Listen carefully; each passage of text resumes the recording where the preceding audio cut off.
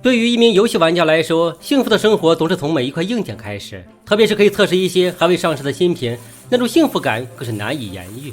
瞧，这外包装已经深深地出卖了今天的主角，他就是另一款307甜品级显卡，来自机家的 RTX 3060 Ti Gaming OC Pro 8G 魔鹰。我想有些朋友可能已经知道了，我和人合开了一家小店，虽然主机没卖几台，但好东西就被我弄到了不少，就比如这款魔鹰。作为一名硬件爱好者，我是真的很想知道，号称可以比肩 2080S 的3060 Ti 真实的性能会是什么样的呢？毕竟它比3070低一个档次，价格上肯定更有性价比，也更能符合我们大多数游戏玩家的需求。好了，话不多说，马上开箱。同属于机家魔鹰系列，它们拥有一样的包装规格，一份快速指南，一块显卡，然后再无其他。拿在手中，这块显卡尺寸不大呀，这尺寸可以适配大部分机箱了。如果性能再够强，会不会成为307中的爆款呢？来，咱们看一下本体。外观方面和上次测试的3070同样的设计风格，凌厉的线条很有冲击力。同时，这款魔鹰3060 Ti 搭载的也是机家风之力3风扇散热系统。这风扇很有意思，工作的时候，中间风扇和两边风扇转向相反。据说这种方式可以有效减少老流，提高散热效果。不过出于成本和性价比的考虑，风扇是不带 RGB 灯效的。发光部分应该和3070一样，主要集中在机家 logo 这里。实话说，魔鹰的设计感真不错，看起来就很有力量。背板部分采用的是一整块金属背板，可以有效抵御形变。哎，这进气格栅够大的呀！魔鹰的散热一直做得很好，上次在3070已经测试过了。接口部分很简单，2个 HDMI， 2个 DP， 只能说够用。好了，外观方面也没啥好看的了，大家稍待几秒，我随便去找一台主机，咱们上机测试。嗨，伙伴们，我回来了。魔鹰这种颜值的显卡，只有树装才能体现其价值所在。瞧，我的手艺还不错吧？另外，这尺寸真的很小巧，大家后期入手的时候可以不用换机箱了。同时，由于风扇是智能启停的，所以魔鹰在待机的时候是没有声音的。这30多分贝属于 CPU 水冷风扇。当然，这并不代表我这款机箱强悍，而是因为我对主机噪音的调教早已到了出神入化的地步。来，作为测试显卡性能的惯例，我们先来用大娘跑下分。结果出来了，整机68万，显卡38万。当初3070测出来的分数是43万，这样看来3060 Ti 的性能很接近3070呀。接下来咱们用更专业的30 Mark 跑下分。在拿到这款魔鹰之前，我也在网上看过一些零星的小道消息，说是3060 Ti 是比肩 2080S 的。要知道 2080S 是什么价格，3070又是什么价格，比较下来3060 Ti 确实可以称之为甜品级显卡了。最终结果出来了，显卡分数11820，处在顶级游戏电脑和高端游戏电脑之间。这上面显示的顶级游戏显卡是2080 Ti， 高端显卡是2080，所以看起来传言可信。3060 Ti 相当于2080S 的性能。之前测试显卡的时候，我保存不少测试结果，咱们来做一下数据对比。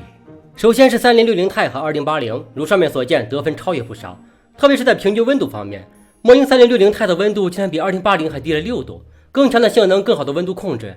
看来只要后期307显卡货源充足，真的没有207显卡的事情了。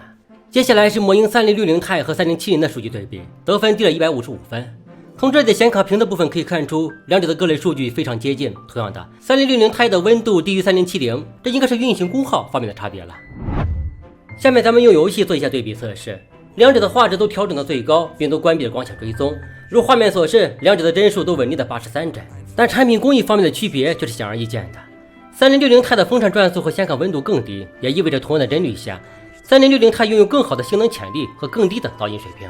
接下来我开启了光线追踪，作为 NVIDIA 最引以为傲的功能之一 ，NVIDIA 安培架构下的光追系统可以带来媲美电影级别的拟真效果，但同样的，对显卡性能的消耗也不小，帧数从83降到了72。现在我开着最高效果加最高光追进入了在线模式，当前的帧数在100多一点浮动，显卡温度59度。不过当前的噪音水平也只比待机状态高了5个点左右，哪怕不戴耳机都几乎没有明显的噪音干扰，看起来机家的风之力散热系统稳实强悍。顺便说一下，魔鹰拥有2种 BIOS 模式，如果还想更安静一些，可以试一试静音模式。我们在后的游戏之中，交战时帧数降到了70，并且明显的感觉到了卡顿的情况，这还是在开启了 DLSS 情况下。所以至少针对这种激烈的射击游戏，麦克不建议大家开启光追系统，一是大大影响游戏流畅度，二是在这种高度紧张的交战中，你是没有时间去关注光追效果的。当然，如果你用的是3090，那另当别论。另外，前面说的 DLSS， 这项来自 ThyssenKrupp 的 AI 渲染技术，终于在这一次让我大开眼界。左侧画面是来自我之前测试3070时拍摄的素材，在同样开启最高画质和最高光追效果下，3060Ti由于额外开启了 DLSS，整体帧数表现竟然等于甚至高于3070，这不得不说是一个不小的惊喜。我感觉自己又学到一项新的技能。实话说，这次老黄家的牙膏真的快挤爆了，307显卡的整体性能显而易见，所以我想从3060 Ti 开始，大家可能会关注到功耗的问题。下面就给大家看一组2080和魔鹰3060 Ti 之间的功耗对比数据。左侧是2080，右侧是3060 Ti，大家注意看显卡功率数值。结果显而易见，功率的提升让3060 Ti 的功耗远小于2080。望着手中的2080，我陷入沉思之中。价格高、性能低还耗电，我留着它还有啥用？前面说过，为了不影响3060 Ti 的性能，在线多人射击游戏模式不建议开启光追系统，但在不太激烈的单人剧情模式下，开启光追还是很有必要的。这可以让场景更加真实，拥有更好的游戏沉浸感。如画面所见，开门狗军团在开启光追后的效果一目了然，水中倒影非常逼真。让我们在玩剧情模式的时候，就如同在看一部电影大片，真实感十足。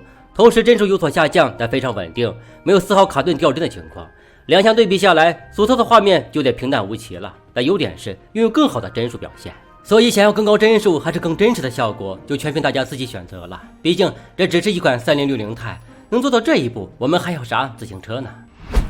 视频最后又是一个伤心的结尾。没错，我还要把它还给合作伙伴，毕竟好借好还，再借不难。当然，如果大家还想看哪一款产品的测试，可以留言告诉我，我可以再就厚着脸皮借来用用。